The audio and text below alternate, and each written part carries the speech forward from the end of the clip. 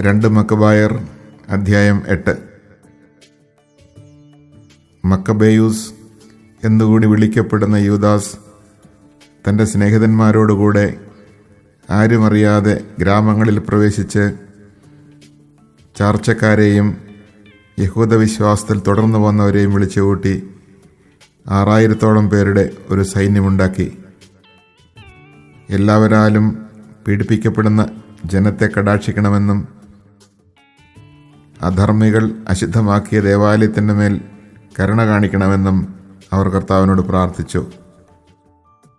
നശിച്ച് നിലംപതിക്കാറായിരുന്ന നഗരത്തോട് ദയ തോന്നണമെന്നും കർത്താവിങ്കിലേക്ക് ഉയരുന്ന രക്തത്തിൻ്റെ നിലവിളി ശ്രവിക്കണമെന്നും നിഷ്കളങ്കരായ പൈതങ്ങളുടെ ക്രൂരവധവും അവിടുത്തെ നാമത്തിനെതിരായ ദൂഷണവും അനുസ്മരിക്കണമെന്നും തിന്മയോടുള്ള അവിടുത്തെ വിദ്വേഷം തെളിയിക്കണമെന്നും അവർ തുടർന്ന് പ്രാർത്ഥിച്ചു. മക്കബേയൂസ് സൈന്യം ശേഖരിച്ചതോടെ വിജാതിയർക്ക് അജയ്യനായി കഴിഞ്ഞു. കാരണം കർത്താവിൻ്റെ കോപം കരുണയായി മാറിയിരുന്നു. മുന്നറിയിപ്പ് കൂടാതെ അവൻ പട്ടണങ്ങളിലും ഗ്രാമങ്ങളിലും കടന്നുചെന്ന് അവ അഗ്നിക്കിരയാക്കി. തന്ത്രപ്രധാനങ്ങളായ സ്ഥലങ്ങൾ പിടിച്ചടക്കി ഒട്ടേറെ ശത്രുക്കളെ തുരത്തി ഓടിച്ചു. രാത്രികാലമാണ് ഇത്തരം പ്രവർത്തനങ്ങൾക്ക് ഏറ്റവും അനുകൂലമായി അവൻ കണ്ടത്. അവൻ്റെ വീരപരാക്രമങ്ങൾ എവിടെയും സംസാര വിഷയമായി. യൂദാസ് മേൽക്കുമേൽ ശക്തി പ്രാപിച്ച് മുന്നേറുന്നത് മനസ്സിലാക്കിയ ഫിലിപ്പ് രാജപക്ഷത്തേക്ക് സഹായം അഭ്യർത്ഥിച്ചുകൊണ്ട് ദക്ഷിണ സിറിയയുടെയും ഫെനീഷ്യയുടെയും ഭരണാധിപനായ ടോളമിക്ക് കത്തെഴുതി. യഹൂദ വംശത്തെ ഉന്മൂലനം ചെയ്യാൻ ടോളമി ഉടനെ നിക്കാനോറിനെ നിയോഗിച്ചു. അവൻ പത്രോക്ലസിൻ്റെ പുത്രനും രാജാവിൻ്റെ മുഖ്യമിത്രങ്ങളിൽ ഒരുവനുമായിരുന്നു. വിവിധ രാജ്യക്കാരായ 20,000-ൽ പരം പടയാളികളെയും പട്ടാള സേവനത്തിൽ പരിചയസമ്പന്നനും സൈന്യാധിപനുമായ ഗോർജിയാസിനെയും ടോളമി അവനോടുകൂടെ അയച്ചു. കപ്പമായി റോമാക്കാർക്ക് കൊടുക്കേണ്ടിയിരുന്ന 2000 താലന്ത് യുദ്ധത്തടവുകാരായ യഹൂദരെ അടിമകളായി വിറ്റ് ശേഖരിക്കാൻ നിക്കാനോർ തീരുമാനിച്ചു. 1 താലന്തിന് യഹൂദരായ 90 അടിമകൾ വിൽക്കപ്പെടുമെന്ന് അവൻ തീരദേശ നഗരങ്ങളിൽ ആളയച്ച് പരസ്യപ്പെടുത്തി. സർവശക്തന്റെ ശിക്ഷാവിധി തൻ്റെ മേൽ പതിക്കാറായെന്ന് അവൻ അറിഞ്ഞില്ല. നിക്കാനോറിൻ്റെ പടയേറ്റത്തെക്കുറിച്ച് അറിവ് കിട്ടിയ ഉടനെ യൂദാസ് അനുയായികളെ വിവരം ധരിപ്പിച്ചു. അവരിൽ ഭീരുക്കളും ദൈവത്തിൻ്റെ നീതി നിർവഹണത്തിൽ പ്രത്യാശയില്ലാത്തവരുമായവർ പലായനം ചെയ്തു. മറ്റുള്ളവർ തങ്ങൾക്ക് അവശേഷിച്ചിരുന്ന വസ്തുവകകൾ വിറ്റു.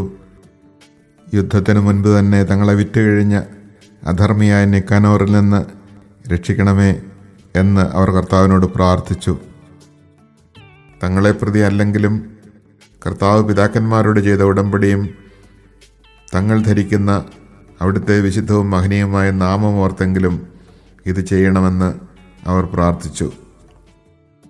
മക്കബേയൂസ് 6000-ഓളം വരുന്ന തൻ്റെ സൈന്യത്തെ വിളിച്ചുകൂട്ടി ശത്രുക്കളെ ഭയപ്പെടുകയോ തങ്ങൾക്കെതിരെ ദുരുദ്ദേശത്തോടെ വരുന്ന വിജാതീയരുടെ സൈന്യബാഹുല്യം കണ്ട് ഭരഭരമയ്ക്കുകയോ ചെയ്തതെന്നും വിജാതീയർ വിശുദ്ധ സ്ഥലത്തെ കഠിനമായി അവഹേളിച്ചതും നിന്ദിതമായ നഗരത്തെ പീഡിപ്പിച്ചതും തങ്ങളുടെ പരമ്പരാഗതമായ ആചാരാനുഷ്ഠാനങ്ങളെ തകിടം മറിച്ചതും ഓർത്തുകൊണ്ട് ധൈര്യപൂർവ്വം പോരാടണമെന്നും അവരെ ഉപദേശിച്ചു. അവൻ വീണ്ടും പറഞ്ഞു, അവർ ആയുധത്തിലും സാഹസകൃത്യങ്ങളിലും ആശ്രയിക്കുന്നു. നമുക്കെതിരെ വരുന്ന ശത്രുക്കളെയും ലോകം മുഴുവനെ തന്നെയും അങ്കുലി ചലനം കൊണ്ട് തറപറ്റിക്കാൻ കഴിയുന്ന സർവശക്തനായ ദൈവത്തിലാണ് നമ്മുടെ പ്രത്യാശ. ദൈവം തങ്ങളുടെ പൂർവികരെ തുണച്ച സന്ദർഭങ്ങളെയും യൂദാസ് പരാമർശിച്ചു. സെന്നാക്കെരിബിൻ്റെ കാലത്ത് ശത്രുക്കളിൽ 1,85,000 പേർ കൊല്ലപ്പെട്ടു. ബാബിലോണിൽ വെച്ച് ഗലാത്യരുമായുണ്ടായ യുദ്ധത്തിൽ മക്കദോനിയരുടെ 4,000 പേരുൾപ്പെടെ 8,000 പേരടങ്ങുന്ന യഹൂദ സൈന്യം അണിനിരന്നു.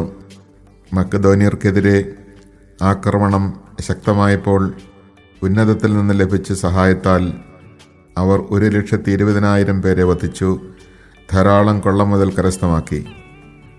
യൂദാസിന്റെ വാക്കുകൾ സൈന്യത്തിന് ധൈര്യം പകർന്നു. തങ്ങളുടെ നിയമത്തിനും രാജ്യത്തിനും വേണ്ടി മരിക്കാൻ അവർ സന്നദ്ധരായി. അവൻ സൈന്യത്തെ 4 ഗണമായി തിരിച്ചു. 1500 പേർ അടങ്ങുന്ന ഓരോ ഗണത്തിന്റെ ചുമതല തന്റെ സഹോദരന്മാരായ ശിമെയോൻ, ജോസഫ്, ജോനാഥാൻ എന്നിവരെ ഏൽപ്പിച്ചു. വിശുദ്ധ ഗ്രന്ഥം ഉച്ചത്തിൽ വായിക്കാൻ എലയാസറിനെയും നിയമിച്ചു. സഹായം ദൈവത്തിൽ നിന്ന് എന്ന അടയാളവാക്കും നൽകി. അതിനുശേഷം അവൻ തന്നെ ആദ്യ ഗണത്തെ നയിച്ചുകൊണ്ട് നിക്കാനോറിനോട് പൊരുതി. സർവശക്തന്റെ സഹായത്തോടെ അവൻ ശത്രുക്കളിൽ 9,000-ലധികം പേരെ കൊന്നൊടുക്കി. നിക്കാനോറിന്റെ പടയാളികളിൽ ഒട്ടേറെ പേരെ മുറിവേൽപ്പിക്കുകയും അംഗഭംഗപ്പെടുത്തുകയും ചെയ്തു. അങ്ങനെ അവൻ ശത്രുക്കളെ തുരത്തി. തങ്ങളെ അടിമകളായി വാങ്ങാൻ വന്നവരുടെ പണം അവർ പിടിച്ചെടുത്തു. ശത്രുക്കളെ കുറേ ദൂരം പിന്തുടർന്നതിന് ശേഷം നേരം വൈകിയതിനാൽ അവർ മടങ്ങിപ്പോന്നു. അത് സാപത്തിന്റെ തലേനാളായിരുന്നതിനാൽ അവർ അനുധാവനം തുടർന്നില്ല. ശത്രുക്കളുടെ ആയുധങ്ങളും വസ്തുവകകളും ശേഖരിച്ചതിന് ശേഷം അവർ സാപത്താചരിച്ചു. ആ ദിവസത്തിനു വേണ്ടി തങ്ങളെ കാത്തുരക്ഷിക്കുകയും കരുണയുടെ ആരംഭമായി അതിനെ നിശ്ചയിക്കുകയും ചെയ്ത കർത്താവിന് അവർ കൃതജ്ഞതയും സ്തുതിയും അർപ്പിച്ചു. സാപത്ത് കഴിഞ്ഞപ്പോൾ കൊള്ളമുതലിൽ ഒരു ഭാഗം പീഡനങ്ങൾക്ക് വിധേയരായവർക്കും വിധവകൾക്കും അനാഥർക്കും അവർ നൽകി. ബാക്കി തങ്ങൾക്കും തങ്ങളുടെ മക്കൾക്കുമായി വിഭജിച്ചെടുത്തു. അനന്തരം അവർ പൊതുപ്രാർത്ഥന നടത്തി. കൃപാലുവായ കർത്താവ് തൻ്റെ ദാസരോട് പൂർണ്ണമായി അനുരഞ്ജനപ്പെടണമെന്ന് യാചിച്ചു. അവർ തിമോത്തയോസിൻ്റെയും ബക്കിദസിൻ്റെയും സേനകളോടുള്ള സംഘടനകളിൽ 20,000-ലധികം പേരെ കൊല്ലുകയും ചില ഉയർന്ന ശക്തിദുർഗങ്ങൾ പിടിച്ചടക്കുകയും ചെയ്തു. വളരെയധികം കൊള്ളമുതൽ കൈവശപ്പെടുത്തി. പീഡനങ്ങളേറ്റവർക്കും അനാഥർക്കും വിധവകൾക്കും വൃദ്ധർക്കും തങ്ങളുടേതിന് തുല്യമായ ഓഹരി നൽകി. ശത്രുവിൻ്റെ ആയുധങ്ങൾ ശേഖരിച്ച് തന്ത്രപ്രധാനമായ സ്ഥാനങ്ങളിൽ സൂക്ഷിക്കുകയും ബാക്കിയുള്ള കൊള്ളമുതൽ ജെറുസലേമിലേക്ക് കൊണ്ടുപോവുകയും ചെയ്തു.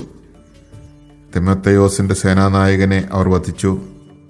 അവൻ അതിനീചനും യഹൂദരെ വളരെയധികം പീഡിപ്പിച്ചവനുമാണ്. വിശുദ്ധ കവാടങ്ങൾക്ക് തീവച്ച കലിസ്തേനസും മറ്റു ചിലരും ചെറിയൊരു വീടിനുള്ളിൽ അഭയം പ്രാപിച്ചിരിക്കുകയായിരുന്നു. അവരെ യഹൂദർ തങ്ങളുടെ പിതാക്കന്മാരുടെ നഗരത്തിൽ വിജയോത്സവം ആഘോഷിക്കുന്ന വേളയിൽ അഗ്നിക്കിരയാക്കി.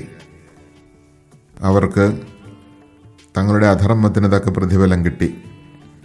അഭിശക്തനായ നിക്കാനോർ യഹൂദരെ വാങ്ങാൻ 1000 വണിക്കുകളെ വരുത്തിയിരുന്നു. എന്നാൽ താൻ പുച്ഛിച്ചു തള്ളിയ യഹൂദർ തന്നെ കർത്താവിൻ്റെ സഹായത്താൽ അവനെ പരാജിതനാക്കി. സ്ഥാനവസ്ത്രങ്ങൾ അഴിച്ചുമാറ്റി ഒളിച്ചോടുന്ന അടിമയെപ്പോലെ പലായനം ചെയ്ത് അവർ അന്ത്യോക്യയിലെത്തി. സ്വന്തം സൈന്യത്തെ നശിപ്പിക്കുന്നതിൽ മാത്രമേ അവൻ വിജയിച്ചുള്ളൂ. ജെറൂസലം ജനതയെ അടിമകളാക്കി റോമാക്കാർക്ക് കൊടുക്കുവാനുള്ള കപ്പം ശേഖരിക്കാമെന്ന് ഏറ്റിരുന്ന അവൻ യഹൂദർക്ക് ഒരു സംരക്ഷകനുണ്ടെന്നും അവിടുത്തെ നിയമം അനുസരിക്കുന്നതിനാൽ അവർ അജയ്യരാണെന്നും ഏറ്റുപറഞ്ഞു.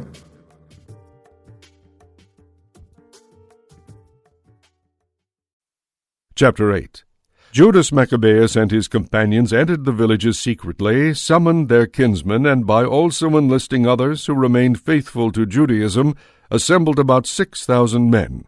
They implored the Lord to look kindly upon his people, who were being oppressed on all sides, to have pity on the temple which was profaned by godless men, to have mercy on the city which was being destroyed and about to be leveled to the ground, to hearken to the blood that cried out to him, to remember the criminal slaughter of innocent children and the blasphemies uttered against his name, and to manifest his hatred of evil. Once Maccabeus got his men organized, the Gentiles could not withstand him, for the Lord's wrath had now changed to mercy. Coming unexpectedly upon towns and villages, he would set them on fire. He captured strategic positions and put to flight a large number of the enemy. He preferred the nights as being especially helpful for such attacks. Soon the fame of his valor spread everywhere. When Philip saw that Judas was gaining ground little by little and that his successful advances were becoming more frequent, he wrote to Ptolemy, governor of Coelesyria and Phoenicia, to come to the aid of the king's government. Ptolemy promptly selected Nicanor, son of Patroclus, one of the chief friends, and sent him at the head of at least 20,000 armed men of various nations to wipe out the entire Jewish race. With him he associated Gorgias, a professional military commander well versed in the art of war. Nicanor planned to raise the 2,000 talents of tribute owed by the king to the Romans by selling captured Jews into slavery. So he immediately sent word to the coastal cities, inviting them to buy Jewish slaves and promising to deliver 90 slaves for a talent. Little did he dream of the punishment that was to fall upon him from the Almighty. When Judas learned of Nicanor's advance and informed his companions about the approach of the army, the cowardly and those who lacked faith in God's justice deserted and got away. But the others sold everything they had left, and at the same time besought the Lord to deliver those whom the ungodly Nicanor had sold before even meeting them. They begged the Lord to do this, if not for their sake, at least for the sake of the covenants made with their forefathers, and because they themselves bore his holy, glorious name. Maccabeus assembled his men, 6,000 strong, and exhorted them not to be panic-stricken before the enemy, nor to fear the large number of the Gentiles attacking them unjustly, but to fight courageously, keeping before their eyes the lawless outrage perpetrated by the Gentiles against the holy place, and the affliction of the humiliated city, as well as the subversion of their ancestral way of life. They trust in weapons and acts of daring, he said, but we trust in Almighty God, who can, by a mere nod, destroy not only those who attack us, but the whole world. He went on to tell them of the times when help had been given their ancestors, both the time of Sennacherib, when 185,000 of his men were destroyed, and the time of the battle in Babylonia against the Galatians, when only 8,000 Jews fought along with 4,000 Macedonians, yet when the Macedonians were hard-pressed, the 8,000 routed 120,000 and took a great quantity of booty because of the help they received from heaven. With such words he encouraged them and made them ready to die for their laws and their country. Then Judas divided his army into 4, placing his brothers Simon, Joseph, and Jonathan, each over a division, assigning to each 1,500 men. There was also Eleazar. After reading to them from the Holy Book and giving them the watchword, the help of God, he himself took charge of the 1st division and joined in battle with Nicanor. With the Almighty as their ally, they killed more than 9,000 of the enemy, wounded and disabled the greater part of Nicanor's army, and put all of them to flight. They also seized the money of those who had come to buy them as slaves. When they had pursued the enemy for some time, they were obliged to return by reason of the late hour. It was the day before the Sabbath, and for that reason they could not continue the pursuit. They collected the enemy's arms and stripped them of their spoils, and then observed the Sabbath with fervent praise, and thanks to the Lord who kept them safe for that day on which he let descend on them the first dew of his mercy. After the Sabbath they gave a share of the booty to the persecuted and to widows and orphans. The rest they divided among themselves and their children. When this was done, they made supplication in common, imploring the merciful Lord to be completely reconciled with his servants. They also challenged the forces of Timothy and Bacchides, killed more than 20,000 of them, and captured some very high fortresses. They divided the enormous plunder, allotting half to themselves and the rest to the persecuted, to orphans, widows, and the aged. They collected the enemy's weapons and carefully stored them in suitable places. The rest of the spoils they carried to Jerusalem. They also killed the commander of Timothy's forces, a most wicked man who had done great harm to the Jews. While celebrating the victory in their ancestral city, they burned both those who had set fire to the sacred gates and Callisthenes, who had taken refuge in a little house, so he received the reward his wicked deeds deserved. The accursed Nicanor, who had brought the 1,000 slave dealers to buy the Jews, after being humbled through the Lord's help by those whom he had thought of no account, laid aside his fine clothes and fled alone across country like a runaway slave until he reached Antioch. He was eminently successful in destroying his own army. So he who had promised to provide tribute for the Romans by the capture of the people of Jerusalem testified that the Jews had a champion, and that they were invulnerable for the very reason that they followed the laws laid down by him.